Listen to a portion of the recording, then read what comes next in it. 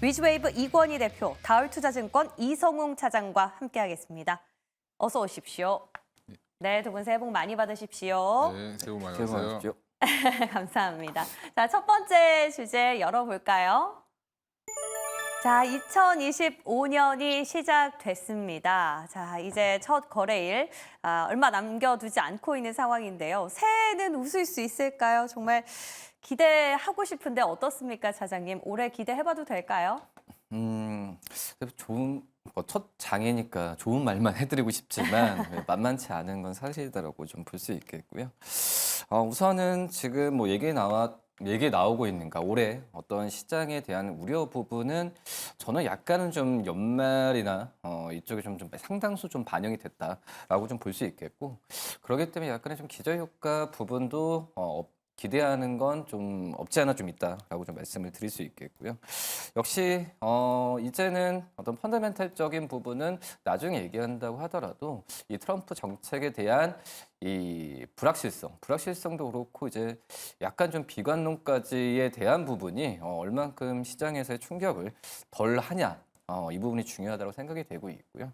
이 증권사들마다 올해 시장에 대한 밴드 같은 경우가 뭐 최대는 거의 뭐 1000포인트 가까이 지금 나오고 있거든요. 네. 뭐 그렇기 때문에 그만큼 시장에 대한 변동성에 대한 우려감을 반영을 했다. 그러니까 상단까지도 3000포인트 이상은 또 예측을 하고 하단까지는 뭐 2100포인트까지도 지금 예상을 하고 있는 상황에서 저도 이제 시장에서 최근에 어떤 10년 동안 이렇게 연말쯤에 그때 내년에 이 시장 예측하는 이 폭이 이렇게 괴리가 큰 거는 처음 본 것 같아요. 예, 그렇기 때문에 우선 뭐 올해 뭐 연말까지 또 이제 예측을 한다는 건 거의 불가능하지만 뭐 1, 2월, 2월 달까지는 아직까지는 불안에 대한 이 잠정적 요소는 남아 있고, 이제 본격적으로 가까운 이벤트가 이제 트럼프 대통령에 대한 이 2기가 출범했을 때에 그 전에 우려됐던 상황, 또 이제 정책에 대한 부분이 얼만큼 이제 반영이 되는지 부분을 1월 달부터는 이제 지켜봐야 된다라고 좀 생각이 되고 있고요. 뭐 작년에 글로벌 시장에서 제일 큰 화두가 미국 시장 그리고 우리나라 시장인 것 같아요. 뭐 그렇기 때문에 뭐 시장에서의 우리나라 시장에 대한 어떤 그 저가 매수에 대한 부분도 이 올해 상반기 때 올해 뭐 1월 달이나 2월 달에도 기대를 해도 괜찮지 않을까라고 좀 생각이 되고 있어서 우선 너무 이제 비관적인 어떤 상황보다도 좀 상황을 지켜보면서 차분하게 대응하는 게 1월 달엔 좀 필요하지 않을까라고 판단됩니다. 네, 지금 증권사에서도 예상치가 굉장히 많이 엇갈리고 그 안에서 갭이 크다라는 거는 의견이 분분하다라는 반증인 것 같습니다. 자, 그럼에도 하나 컨센서스가 좀 형성이 돼 있는 건 올해 증시 상저하고가 될 것이다라는 건데요. 그러면 이권희 대표님, 우리가 연초보다는 연말을 좀 기대해봐야 되는 걸까요? 참 일단 지금은 이제 좀 당장 보이는 불확실성이 1분기에는 많이 있죠. 트럼프 대통령이 취임을 하는 게 1월 20일이고, 그리고 우리 정치적인 리스크도 여전히 좀 상존하고 있고, 여전히 탄핵 국면이 이제 마무리가 안 된 상황이고요. 그러면 한 3월 달까지는 여전히 조금 그 미국의 정책 확인이라든지 국내 정치 안정 이런 것들이 좀 해소되는 국면이 좀 필요하고, 그러면 25년도 상반기는 당연히 상반기 중에서 적어도 한 1분기까지는 지수가 확 올라가거나 외국인들이 갑자기 우리나라 주식을 많이 사거나 하기는 좀 어려울 것 같습니다. 그러면 당분간은 좀 종목 장세, 그다음에 이슈가 있는 종목도 중심으로 해서 움직이는 이제 1월 효과도 어느 정도 나올 테니까. 근데 1월 효과라는 게 사실 정책과 관련된 건데 정책이 없잖아요, 지금 우리나라에는. 그럼 미국 정책 관련된 종목들 중심으로 해서 움직일 가능성이 높다라고 보고요. 그래서 1분기는 종목 장세 예상하고 있고, 2분기부터는 본격적으로 이제 어느 정도 리스크가 해소된다는 전제하에 보면 하반기까지 계속 올라갈 가능성은 높다라고 보는데, 이제 항상 전문가들의 예측, 그다음에 증권사들의 전망이 왜 1년이 지나고 나면 틀리냐? 전제 조건이 달라지기 때문에 그렇습니다. 그러니까 그 전에 이제 미리 예측했던 전제 조건들이 해소가 됐느냐, 아니면 갑자기 불시에 이제 생각지도 못했던 일들이 벌어지냐에 따라서 달라지기 때문에 그게 맞을 수가 없다라고 보시면 되고요. 지금 현재는 그렇게 전망을 하는 분들이 대다수죠. 상저하고 나이키 뭐 모양 이런 거 전제하시는 분들이 많은데, 저도 거기에 동의하지만 사실은 이제 시장이라는 게 워낙 변수가 많기 때문에 중간에 또 어떤 변수가 생길지는 또 모른다. 그러니까 지금 현재 예측하는 거는 저는 1분기는 좀 쉬어가고 바닥을 다지고 그다음에 미국이 아마 1월 20일 날 트럼프 취임하고 나면 네. 일시적인 조정이 나올 수도 있습니다. 항상 4년마다 그랬고요. 그러니까 대통령 취임하고 나면 오히려 빠집니다. 미국 시장이. 그럴 때 이제 우리나라 시장도 일시적으로 조정을 좀 더 받을 수는 있다라고 보고 있는데 폭은 아마 미국보다는 좀 덜 빠지겠죠. 그래서 그렇게 보면 이제 1분기가 끝나고 나서 오히려 뭐 3월, 4월 갈수록 좀 좋아지는 국면이 나오지 않겠나 보고 있습니다. 그 트럼프 정부 출범 이제 말씀해 주신 것처럼 2주 정도 남았잖아요. 근데 오히려 출범하고 나면 불확실성이 해소될 것이다. 뭐 미국이 중요하다고 했지, 먼저라고 했지, 뭐 미국만 보는 건 아니지 않느냐라는 어떤 룸을 좀 열어놓은 의견들이 많이 나오거든요. 이런 측면에서 해소 조정이라고 평가하시는 겁니까? 아니면 더 불안해진다고 보시는 거예요? 그게 아니라 이제 그 모든 정부 출범 전에 공약사항들만 보고 바이든 때도 마찬가지였고요. 네. 1기 트럼프 때도 마찬가지였고 우려와 그 어떻게 보면 기대가 같이 반영되면서 미리 선반영이 좀 과하게 됐다라고 보는 게 맞고요. 그럼 이제 막상 이제 정책을 집행하면 생각보다 좋을 수도 있고 나쁠 수도 있는데 거기에 따라서 차익 실현 매물이 나오든 아니면 뭐 추가적인 조정이 나오든 이렇게 나올 겁니다. 그래서 항상 근데 시장이 기대하는 거는 원래 정책보다 항상 과하거든요. 그러니까 그런 부분들을 해소한다라고 생각하시면 되고 4년 전만 딱 돌이켜 보시면 바이든 대통령 취임 전에 엄청나게 주가가 올라가다가 친환경 관련 종목도 올라가다가 막상 취임하고 나니까 별거 없네 그러고 빠졌습니다. 그리고 이게 정책이라는 게 집행되는 과정이 생각보다 지루하죠. IRA 관련돼서 한번 생각해 보시면 보조금이라든지 이런 여러 세부 사항들이 정해지는데 3년에서 4년 걸렸습니다. 그러니까 다 정해지고 나니까 이제 그분이 끝나네요. 퇴임하시죠. 예. 그러니까 이게 항상 그렇게 주가라는 거는 되게 빨리 시장을 반영을 하지만 사실은 실제로 이게 집행되거나 돈이 들어오는 데는 시간이 꽤 걸리기 때문에 그 시간을 못 기다리고 또 파시는 분들이 또 있는 거다라고 생각하시면 이게 저는 약간 그래서 그런 부분들을 그때 이제 우리나라 조정이 한 번 더 올 가능성이 있다고 보고 있습니다. 그럼 일단 취임을 하고 나서 그 방향성이 어디로 흐르는지 좀 지켜봐야 될 것 같아요. 그런 측면에서 최근까지도 뉴욕 증시에 투자하신 분들이 굉장히 많이 웃었었는데 사실 산타랠리보다는 고점에 대한 부담으로 차익 실현이 나오는 상황에서 트럼프 대통령 당선인의 취임까지 맞물리면 이제는 오히려 서학개미보다는 동학개미가 웃을 차례가 되지 않을까라는 생각 드는데 조심스럽긴 합니다. 차장님 어떻게 보세요? 우선 뭐 작년에 이제 미국 증시가 어떤 상반기 때는 이제 AI 쪽과 관련되면서 이제 불꽃 랠리라고 좀 표현을 하고 이제 연말에는 이제 트럼프 대통령이 당선되면서 거의 뭐 폭등 랠리까지 갔던 상황이었는데 뭐 그러기 때문에 이 우리나라 주식에 대해서 뭐 탈출하는 서학개미라고 좀 얘기를 하는데 비중이 좀 많아졌는데요. 저는 이제 작년에 이 미국 증시가 좀 많이 오르는 뭐 이유에 대한 부분에 있어서는 약간 좀 아이러니한 건 분명히 좀 있었다고 생각이 돼요. 이 90년대 후반에도 미국 증시가 이제 화랑을 좀 보여주었는데 그때는 그 경제 성장도 좋았었고 뭐 인플레도 똑같이 오르는 상황이었고 그리고 이제 미국이 이제 금리에 대한 부분을 많이 올랐던 상황에서 90년대 후반에는 유럽을 중심으로 금리를 내렸던 분위기였거든요. 하지만 작년 같은 경우에는 이 미국 같은 경우도 피벗을 좀 선언하면서 금리 인하에 대한 부분을 했었고 글로벌 증시와 어떤 금리에 대한 뭐 괴리차가 좀 많이 없었습니다. 하지만 이제 글로벌 자금 같은 경우가 미국 증시의 60% 상반기까지 뭐 들어오고 이 하반기 때 트럼프 대통령 당선되면서 70%까지 나왔던 그런 상황이었는데 뭐 그런 이유 같은 경우가 저는 이제 그 어떤 펀드멘탈과 무관하게 좀 미국 증시가 많이 올라갔던 느낌은 분명히 좀 있었고요.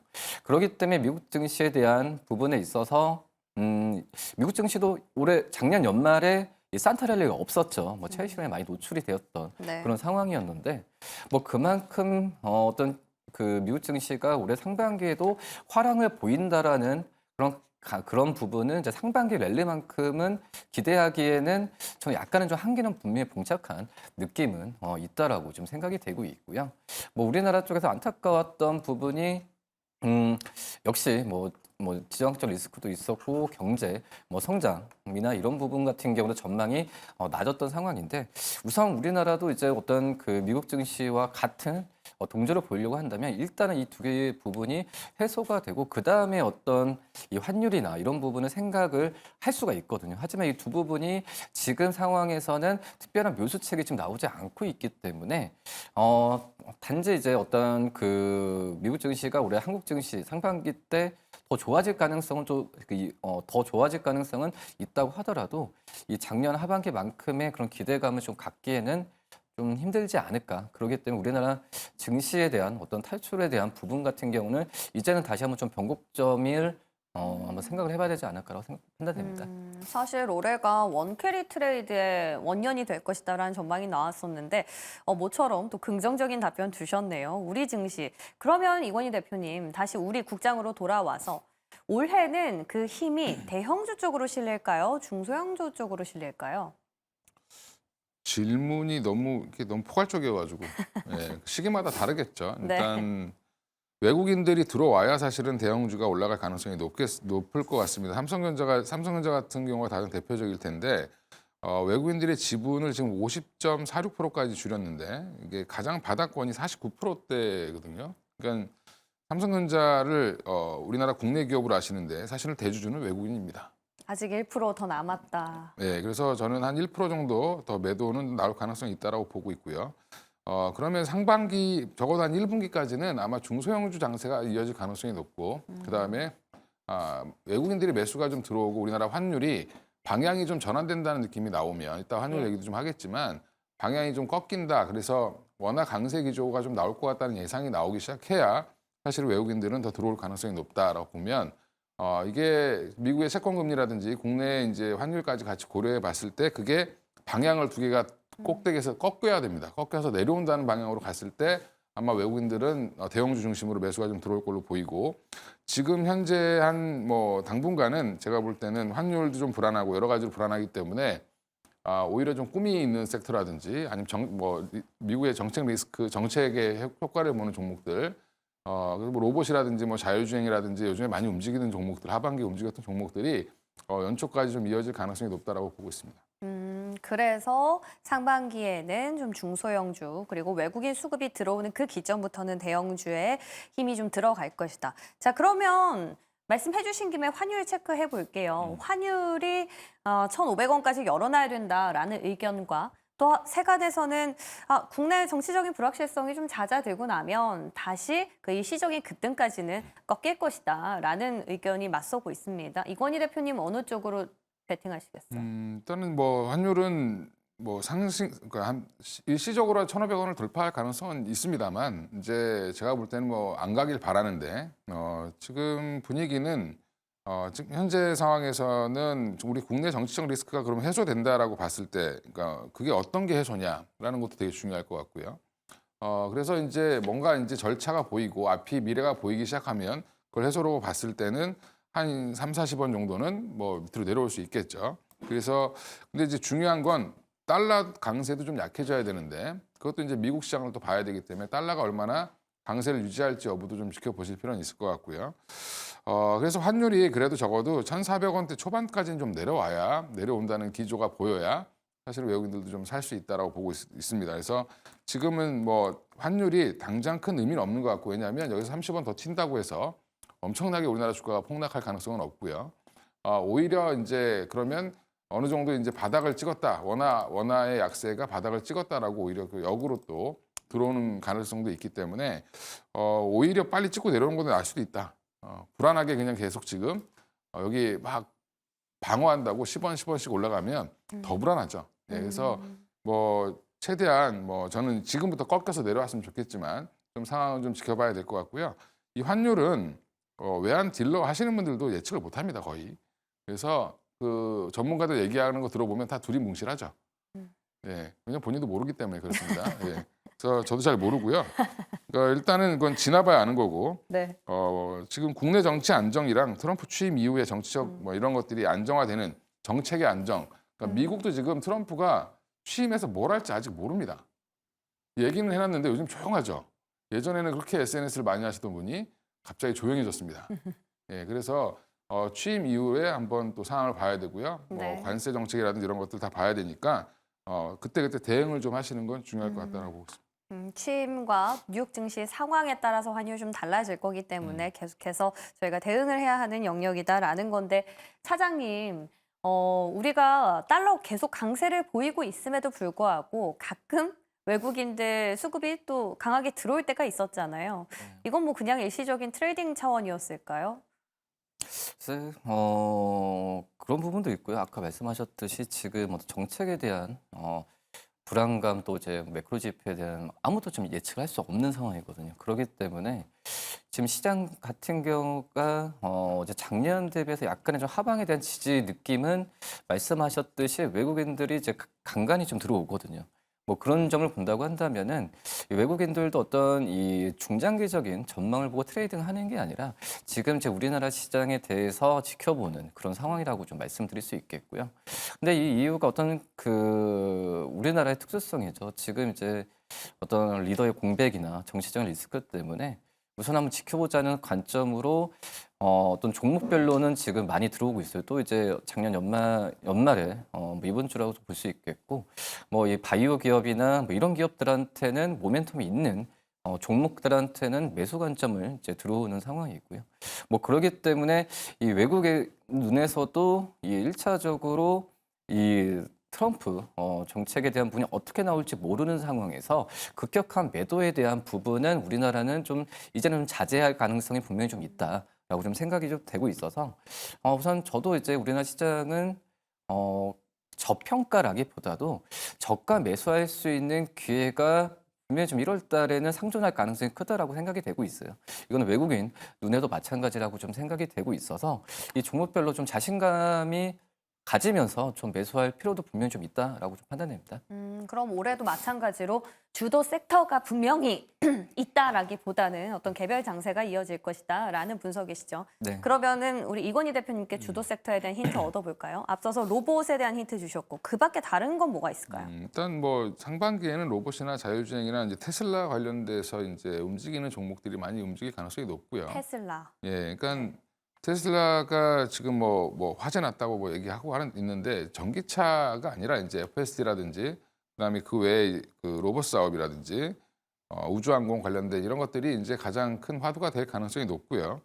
그게 이제 트럼프 정부 출범한 이후에 어떻게 이제 규제가 완화되느냐 이런 것들을 이제 핵심적으로 보셔야 될 것 같은데 규제가 지금 완화된다는 쪽으로 가고 있기 때문에 그쪽은 뭐 단기적으로 정책 수혜로 우리나라 관련 종목들도 움직일 가능성이 있고 좀 중장기로 보면 반도체 섹터가 좋으냐 나쁘냐 지금 말은 많은데 설왕설래가 많은데 레거시는 안 좋을 겁니다. 초반에 아마 한 상반기까지는 계속 안 좋다는 얘기 나올 거고 지금 수출 잘 됐는데 수출 꺾였다고 얘기 나올 거고 계속 그럴 건데 중요한 거는 이제 주가는 이제 거꾸로 움직이죠. 삼성전자 옛날에 주가가 70만 원에서 100만 원 가고 뭐 100만 원에서 200만 원 갈 때 보면 사실은 실적은 바닥이었습니다.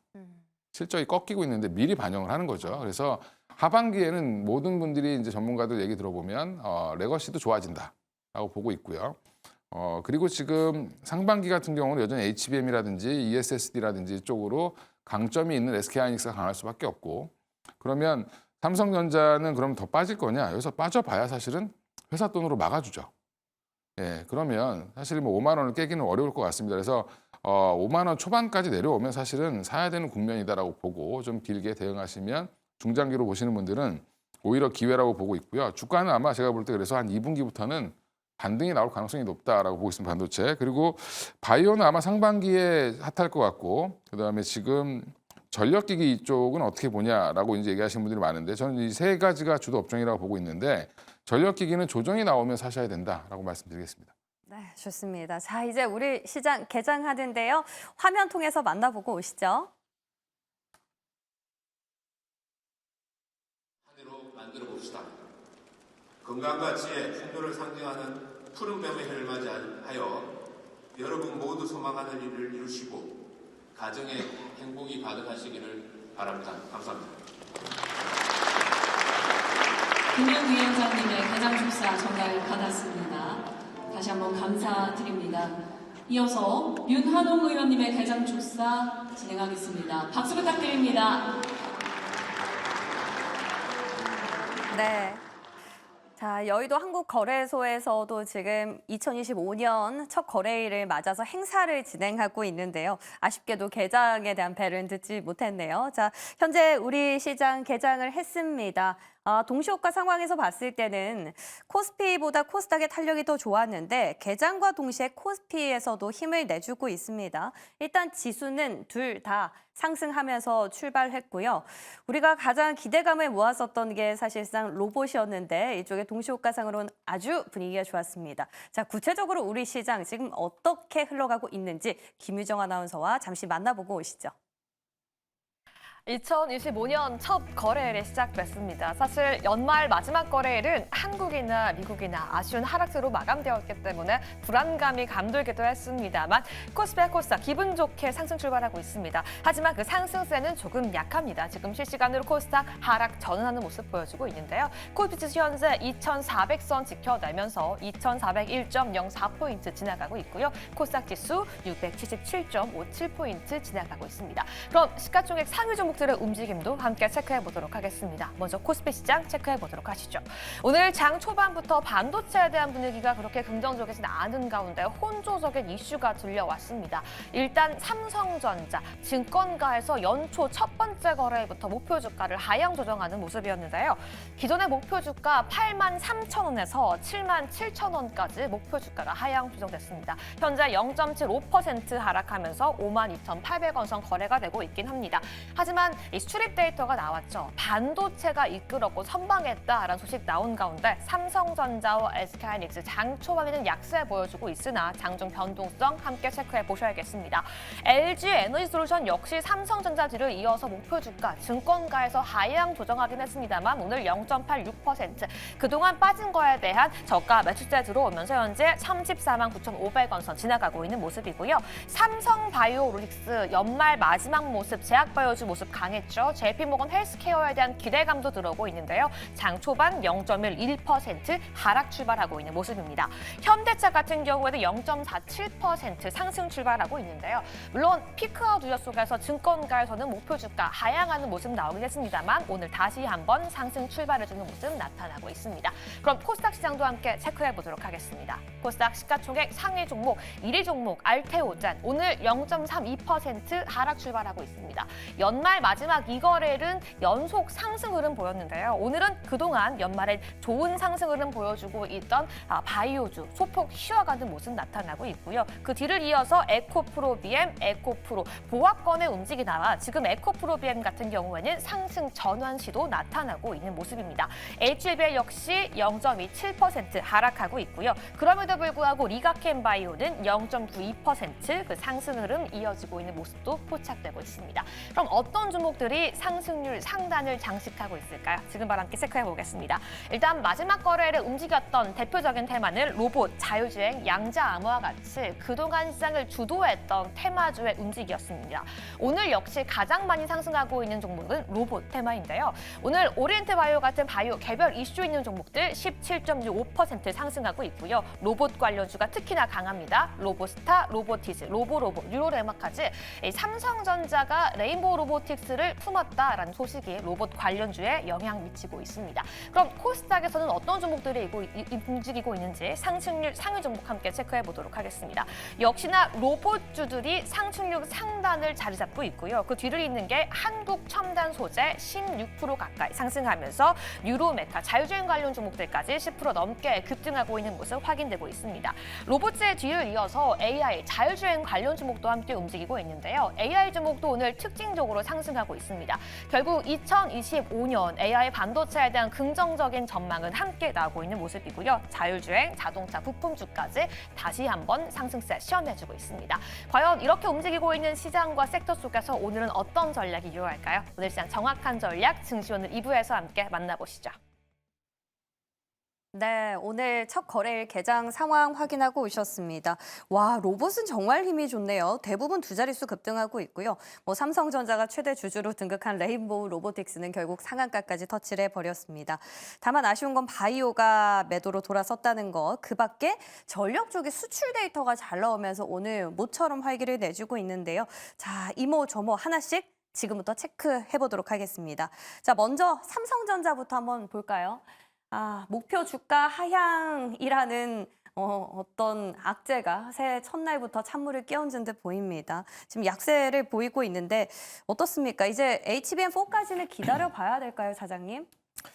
그쵸. 지금 현재 본다고 하더라도 이제 작년에 연말에 이제 주가가 좀 안 좋았었던 이유 부분 같은 경우에도 지금 현재 올해 좀 아쉽게도 첫 개장 때도 이제 증권사들이 목표 주가를 낮추면서 좀 가고 있는 그런 상황인데요. 지금 삼성전자 쪽 같은 경우에도 역시 뭐 HBM 여러 가지 부분에 있어서도 그 지금 딱히 이제 어떤 모멘텀은 나오기는 좀 힘들다라고 좀 생각이 되고 있고요. 그리고 이제 4분기가 이제 마무리되면서 매출액과 영업이익 같은 경우에도 추정치가 약간 좀 낮아지고 있죠. 근데 그 HBM에 대한 얘기보다도 이제 4분기의 어떤 펀더멘탈, 그러니까 한마디로 이제 일반적인 디램과 낸드 가격에 대한 하락세에 대한 부분에 있어서 추정치를 이제 나오고 있는 그런 시점이기 때문에 뭐 잠정 실적이 발표되는 이제 시기가 오면서 약간의 기본적인 이 숫자로서 이제 삼성전자에 대한 평가 부분을 좀 낮추고 있는 그런 상황이라고 볼 수 있겠고요. 하지만 오늘 좀 증권사들이 좀 목표치를 많이 낮추면서 주가 좀 떨어지고 있긴 하지만 일반적인 부분 같은 경우에는 주가 좀 선 반영됐던 감은 분명히 좀 크다라고 좀 생각이 되고 있고요. 역시 삼성전자 주가가 좀 올릴 수 있는 유일한 방법은 엔비디아에 대한 어떤 그 밀착도 이런 부분이 계속 부각이 돼야 이 삼성전자의 주가적인 측면, 펀더멘탈보다도 주가적인 측면은 반등세가 이루어지지 않을까라고 좀 생각이 되고 있어서 지금은 약간의 삼성전자와 엔비디아 간의 그런 얘기는 지금 아직 안 들리고 있기 때문에 지금 차분히 지켜봐야 되는 게 맞지 않을까라고 판단됩니다. 그러니까 엔비디아 향 컬테스트 통과가 가장 큰 변곡 포인트가 될 것 같은데요. 마침 이번 CES에서 젠슨 황이 또 기조연설을 하는 걸로 전해졌지 않습니까? 근데 이 자리에서 SK의 최태원 회장과 만남이 있을 수 있다라는 기대감이 나오고 있어요. 그럼에도 불구하고 오늘 SK 하이닉스, 삼성전자와 비슷하게 어쩌면 더 지금 약세, 하방으로 압력을 더 받고 있는 상황이거든요. 이건희 대표님. 네. 대표님께서는 SK 하이닉스는 긍정적으로 보셨지 않습니까? 네. 오늘의 약세는 그저 그냥 반도체 센티의 악영향이라고 봐야 될까요? 일단 삼성전자 목표가 낮춘 이유가 되게 중요할 텐데 결국에는 지금 애널리스트들도 연피를 좀 해야 되잖아요. 예전에 높게 설정해놨던 것들을 좀 내려놔야 본인들도 좀 편하니까 이제 그 목표가를 내렸다. 근데 항상 또 매수 의견으로 내놓죠. 근데 이제 이게 무슨 말이냐면 내가 아까 말씀드린 것처럼 상반기까지 레거시가 굉장히 안 좋을 겁니다. 그러면 지금 CXMT 이제 창신 메모리 DDR5가 사실은 별거 아니다라고 폄하는 하지만 속으로는 좀 되게 무서워하고 있는 거죠, 다들. 그러니까 이게 시장에 풀리면 진짜 어떤 반응을 보일지 아직 잘 모르기 때문에 그런 부분에 대한 우려가 지금 다 반영되고 있는 중이다라고 보시면 될 것 같고요. 그래서 삼성전자가 이제 레거시가 워낙 안 좋다라고 하니까 하이닉스도 이제 같이 업황에 대한 전망이 좀 떨어지면서 같이 밀린다라고 생각하시면 되고요. 근데 그러다가도 하이닉스는 이제 또 HBM이 좋다 그러면 또 올라오고 삼성전자는 HBM이 여전히 안 좋으니까 반등이 좀 약하고 이런 흐름이 지금 당분간 좀 이어지는 거다라고 생각하시면 될 것 같고 오히려 지금 53,000원 밑을 깨면 지금 52,000원대까지 이제 떨어진 삼성전자를 보면 그럼 또 자사주 매입도 많이 할 겁니다. 지금 하루에 거의 100만 주 가까이 하고 있거든요. 지금 그러면 이런 부분들은 가격은 더 떨어뜨리지 않게 하기 위해서 애를 쓰고 있는 중이죠. 아직도 한 1조 5천억 이상 남은 것 같은데 그 돈을 계속 또 쓰고 있는 중이다라고 보면 저는 뭐 삼성전자 너무 걱정 안 하셔도 될 것 같다. 오히려 1, 2월 달 좀 지나고 나면 바닥 잡고 다시 한번 업황이 하반기에 좋아진다는 얘기들이 이제 슬슬 나오기 시작했거든요. 그럼 이제 그게 하반기에 좋아질 것 같다는 얘기가 조금씩 더 강조되고 그게 이제 보이기 시작하면 그때부터는 주가는 생각보다 빠르게 반등할 수도 있다고 보고 있습니다. 그러니까 하반기에 좋아질 것들이 이제 1, 2월이 좀 지나고 나면 선반영이 될 수 있다라는 측면에서 삼성전자. 그러면 SK 하이닉스는 계속 괜찮을까요? 그러니까 두 회사 모멘텀이 좀 다른 거죠. 그러니까 하이닉스는 당연히 지금 잘하고 있죠. 네. HBM도 그렇고 HBM4도 지금 잘하고 있는 상황이고 준비를 잘하고 있고요. 25년도 이미 다 완판되어 있습니다. 그래서 실적은 걱정 안 해도 되고 그 D램 부분에서 HBM이 차지하는 비중이 거의 40%를 육박했기 때문에 실적도 생각보다 잘 나올 거고요. 그다음에 ESSD 같은 경우도 사실은 TLC 방식을 쓰고 있는 삼성전자와 QLC 방식을 쓰고 있는 SK하이닉스가 기술 격차가 생겨버렸거든요. 그래서 지금 하이닉스께 워낙 또 시장에 잘 팔리고 있고 QLC 방식이기 때문에 그러면 하이닉스는 여전히 ESSD와 지금 HBM으로 나머지 이제 레거시가 안 좋은 것들을 커버해 줄 수 있다라고 보고 있고요.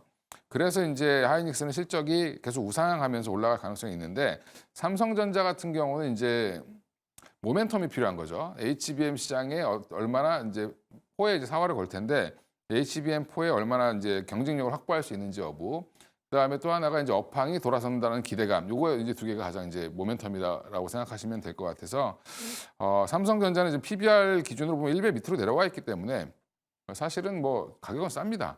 싼데 이제 이거를 모멘텀 트리거가 뭐가 될지는 이제 좀 지켜봐야 될 것 같고요. 그래도 적어도 외국인들이 들어와 사줘야 되니까 아까도 말씀드린 것처럼 50%로 일시적으로 외국인 지분이 좀 깨진다라고 하면 그때가 바닥이 될 가능성이 높다고 보고 있습니다. 네, 좋습니다. 자, 개장 첫날부터 아쉬운 흐름을 보이는 반도체 양대장인데요. 그래도 조금 더 지켜보면서 기대감을 걸어봐도 괜찮다라는 의견으로 정리하겠습니다. 자, 저희가 이야기 나누는 사이에 코스피의 탄력은 조금 더 떨어졌지만 코스닥이 힘을 발휘해주고 있습니다. 바로 로봇 덕분인데요. 12월 31일자였죠. 삼성전자가 레인보우 로보틱스 이제 최대 한 35%까지 지분을 획득하면서 최대 주주로 등극했다라는 소식이 나왔었습니다. 근데 사실 지난 거래일에는 먼저 레인보우 로보틱스 반응이 왔었는데요.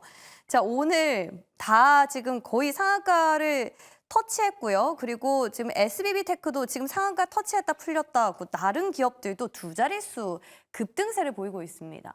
차장님, 우리 로봇은 올해 로봇의 해라는 걸 보여주는 걸까요? 우선 뭐 지금 저도 로봇주들은 당연히 뭐 이제 이 비용적인 측면 또 이제 노동 인력 부족으로 본다고 하면은 어쩔 수 없이 이제 갈 수밖에 없는 산업이고 뭐 그런 점에서 이제 대기업들의 투자도 계속 이루어질 가능성이 크다라고 지금 생각이 되고 있어서 근데 이제 이 주가적인 측면을 본다고 한다면 결국은 이제 대기업과 연관되는 이 로봇 기업들의 주가가 연속성은 분명히 더 있다라고 좀 생각이 좀 되고 있고요. 그리고 작년에 이 트럼프 대통령 당선되면서 이 테슬라가 좀 올라갔던 이유 중에 또 하나가 이제 휴머노이드나 어떤 로봇 산업에 대한 이 머스크의 어떤 목표치가 지금 달성 가능성이 있었기 때문에 주가가 좀 많이 올라갔다고 생각이 되고 있거든요. 그만큼 이제 로봇주들 같은 경우도 우리나라 로봇주들 같은 경우도 이런 효과가 작년에 이 발휘됐어야 됐는데 약간 발휘 안 된 감도 분명히 좀 있다라고 좀 생각이 되고 있고요.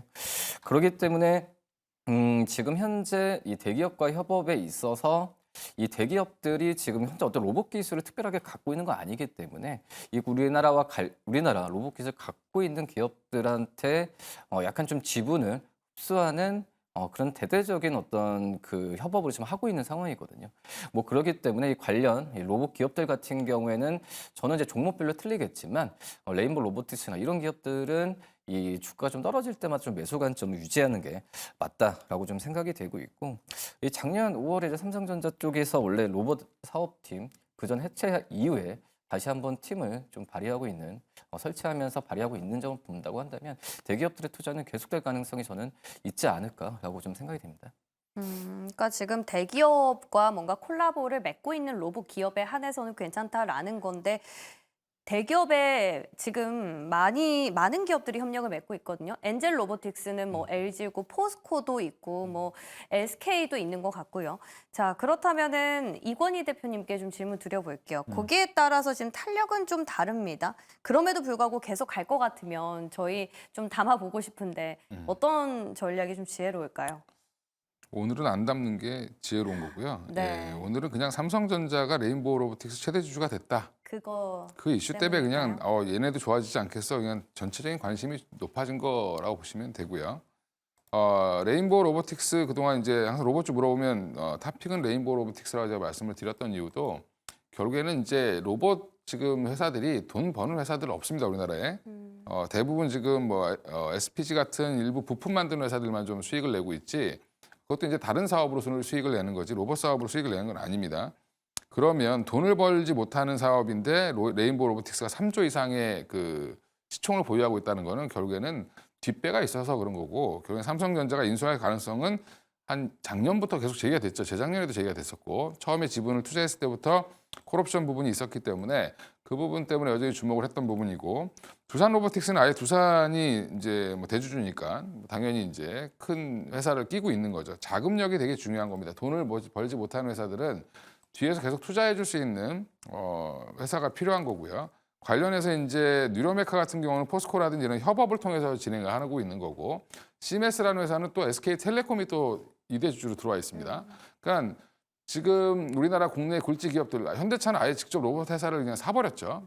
그러니까 이런 것들을 보면 로봇은 이제 앞으로 가야 될 길인데 그 안에서 대기업이 투자했던 회사를 중심으로 보시면 되고 지금은 삼성전자는 돌파가 뭐가 있냐. 삼성전자가 만약에 반도체가 고만고만하게 망하는 회사가 돼버렸다라고 하면 삼성전자가 살아날 수 있는 방법은 로봇밖에 없다는 얘기도 있습니다. 그 얘기로 그러니까 결국에는 지금 12월 말에 레인보우 로보틱스 지분을 더 늘리겠다고 발표한 걸 보면 이제 로봇 사업에 사활을 걸겠다라는 부분이 어느 정도 보였다라고 생각하시면 되고요.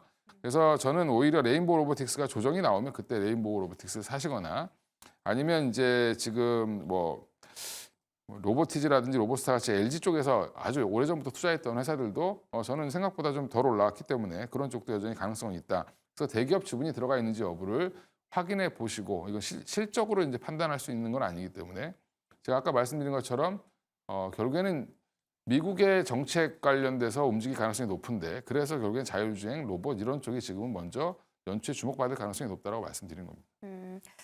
사장님 오늘 장에서 AI 주들도 좋은 흐름 보이고 있거든요.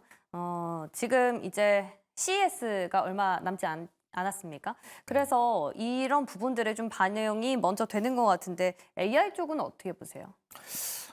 저 AI 쪽 같은 경우에도 지금 원래 작년에 뭐 우리 엔비디아도 그렇고 우리 삼성전자도 그렇고 득은 많이 봤어요. 뭐 미국 증시에 이끌었던 부분이 이제 AI 쪽이라고 좀 볼 수 있겠는데, 근데 하반기 때 어떤 뭐 이 AI에 대한 거품론이 좀 많이 제기됐던 상황에서 하지만 연말에 갔을 때 이 AI와 관련된 이 소프트웨어 기업들의 실적 좀 잘 나오면서 그러니까 그 전에 이제 AI 거품론이라는 부분 같은 경우가 AI 쪽에서의 그런 실적이나 이런 부분에 있어서 잡히는 부분에서 의구심을 좀 가졌지만은 이 작년에 미국의 이 소프트웨어 기업들 같은 경우에 AI 소프트웨어 기업들 같은 경우에 실적이 잘 나오면서 이 거품으로 좀 잠재웠다라고 좀 생각이 되고 있고 그만큼 이제 AI라는 타이틀 자체가 이제는 이걸로 이제 어떤 얘기를 하기에는 정말 이제 굳어진 단어고 이거에 대한 이제 파급 속도가 뭐 양자 쪽도 그렇고 지금 현재 뭐 다른 이 로봇이나 여러 가지 부분에 있어서 많이 퍼지고 있거든요. 모든 산업에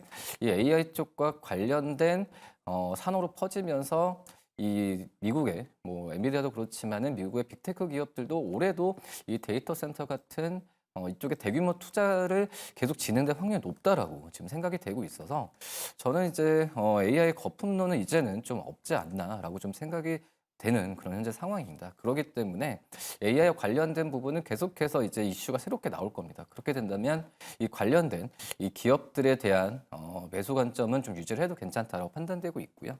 근데 아직까지 우리나라 AI와 관련된 기업들 같은 경우가 네. 전반 기업이라기보다도 약간 서비스 기업에 대한 느낌이 많이 들고 있거든요. 뭐 그렇기 때문에 독자적인 어떤 이 AI 쪽 산업부터 구축하는 것도 올해도 한 해 숙제이지 않을까라고 판단됩니다. 그럼 AI 관련주는 어떤 식으로 좀 추려보면 좋을까요? 앞서 로봇은 대기업이랑 콜라보를 하는 기업을 보자라고 좀 기준점을 주셨지 않습니까? 네. 제가 본다고 하더라도 이제 AI와 관련된 이제 실적이 좀 잡히는 그런 섹터나 기업들을 좀 봐야 되는데 실질적으로는 많이 없어요. 아직까지도. 그렇죠. 예, 어떻게 보면은 하드웨어 쪽에서만 좀 AI 쪽에서의 뭐 대기업에 대한 뭐 삼성전자나 SK하이닉스 그렇고 하드웨어 쪽에서만 집중이 뭐 돼 있는 상황이고 근데 지금 현재 뭐 관련된 우리나라 소프트웨어 기업들이 아직까지는 힘을 발휘는 못하고 있는 상황이에요. 뭐 그렇기 때문에 지금은 약간 좀 AI와 관련되고 한다면은 아직까지는 이 삼성전자나 SK하이닉스도 이제 이 반도 HBM 관련된 장비주들을 주가 조금 작년 연말에 조정받았으니까 매수 관점을 유지해야지 지금 섣부르게 또 AI와 관련된 어떤 성장주들에 대해서 투자를 했다가는 또 이제 올해 또 변동성이 상반기 때 이벤트가 많을 텐데 또 당할 수가 있거든요. 뭐 그렇기 때문에 기존에 AI와 관련된 실적이 나오는 기업들 위주로 접근해야 되는 게 맞지 않을까라고 생각이 됩니다. 가령 지금 화면에 보고 계시는 AI 관련주들보다는 오히려 실체가 나오는 AI 관련해서 하드웨어 쪽으로 장비단의 투자만 좀 체크해 보자라는 약간 좀 추려주셨습니다. 자, 저희가 대화를 나누는 사이에 코스피 지수가 양전에 성공했습니다. 2,400선을 뚫고 올라가고 있는 힘이 있는 코스피인데요. 자, 여기에 또 한 몫을 더한 건 조선주들이 아닐까 싶습니다. 사실상 로봇은 윗꼬리가 좀 달리는 반면에 조선은 양봉으로 지금 올라서고 있어요. 특히나 대장주 위주로 힘이 좋은 상황, 그리고 그 아랫단에 있는 기자재도 오늘 모처럼 전체적으로 상승하고 있습니다. 이건희 대표님, 예. 조선은 저희 지난 하반기에도 뭐 주도 섹터로서 역할을 톡톡히 해줬는데 쉬지 않고 계속 간다고 봐야 될까요? 쉬지 않고 계속 가는 주식은 없죠. 예, 어. 그래서 저는 좀 쉴 것 같습니다. 조선주는. 그래요? 조선이요? 예, 그래서 지금 대형주가 마땅하게 살 게 없어서 사실은 조선주들이 좀 많이 부각을 받았고 지금 트럼프 정부 출범 전까지 가장 기대되는 섹터가 지금 조선이죠. 그러니까 그거는 보면 트럼프 대통령은 취임이 아니라 이제 당선 이후에 우리나라 윤 대통령과 전화 통화에서 조선이 좋다, 기대하겠다라고 한마디 했는데 그 이후로 한마디 한 적도 없습니다. 아무것도. 그 말 한마디에 지금 여기까지 지금 올라와 있다라고 보시면 되고요. 조선주가 실적이 좋아진다는 건 다들 알고 있고 이미 그거는 주가에 다 거의 어느 정도 반영이 돼 있다라고 보고 있고요. 그리고 지금 수주도 거의 도크가 꽉 찰 정도로 지금 꽉 차 있습니다. 그러면 좋지 않냐? 그것도 이미 반영돼 있죠. 주가는 제가 볼 때 거의 한 그래서 80~90%는 반영돼 있다고 보고 있고 그러면 이제 앞으로 중요한 거는 진짜로 미국에서 MRO 사업이라든지 확대해서 군함을 전투함을 건조한다든지 뭐 하나오션이 필리조선소 인수했는데 미국의 선박법이 바뀌어서 그쪽에 또 새로운 뭐 모멘텀이 생긴다든지 이런 것들이 실체가 나오기 전까지는 또 한번 쉴 가능성이 있다고 보고 있고요. 단기에 제가 볼 때 하반기 한 11월, 12월 달에 거의 이제 마지막 12월 달에 이제 현대중공업 보면은 급등을 했죠. 20만 원 밑에 있던 종목이 30만 원 근처까지 올라오면서 거의 50% 가까이 상승을 했는데 영원까지 끌어모아서 다 올렸다. 그래요. 예, 방산주가 한참 고점 찍었을 때랑 비슷한 느낌인데 그래서 일부 이제 MRO 기대라든지 그다음에 하나오션 같이 이제 미국 필리조선소에 대해서 어떤 일이 벌어질지 모르는 그런 종목들은 조금 더 올라갈 가능성이 있고요. 엔진 관련된 종목들이 좀 좋은데 그것도 사실은 지금 주가가 좀 많이 올라서 조정이 나올 가능성이 높다. 그래서 저는 지금 추세 중장기로 보면 저는 조선주 좋다라고 보고 있는데 지금 11월, 12월 달에 급격하게 올라온 종목들은 언제든지 조정 나올 수 있으니까 갖고 계신 분들만 조금 더 언제 팔지 고민하시는 게 좋을 것 같습니다.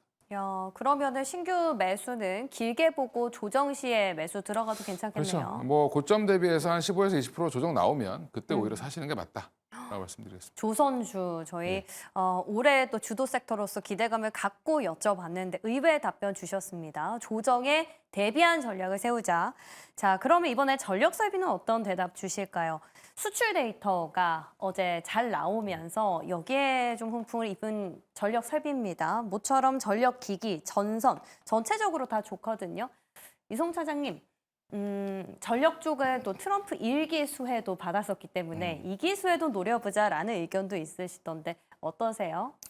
그렇죠. 제가 앞서서 조선주도 얘기했지만 약간의 주가적인 측면을 본다고 한다면 트럼프 정책에 대해서 뭐 다른 섹터들도 그렇고 원유리나 뭐 관세 정책 여러 부분에 있어서 영향을 안 받을 수가 없는데 저는 이제 이 전력 설비 또 앞서서 말씀하셨던 이 조선주도 같은 경우에 지금 현재 상황에서 최대의 장점은 이 트럼프 대통령에 대한 공약이나 여러 정책적인 면에서 큰 영향을 받는 부분이 제한됐다는 점에 가장 큰 다른 섹터 대비해서는 좀 우위에 있다라고 좀 생각이 되고 있고요. 뭐 어쩔 수 없는 것 같습니다.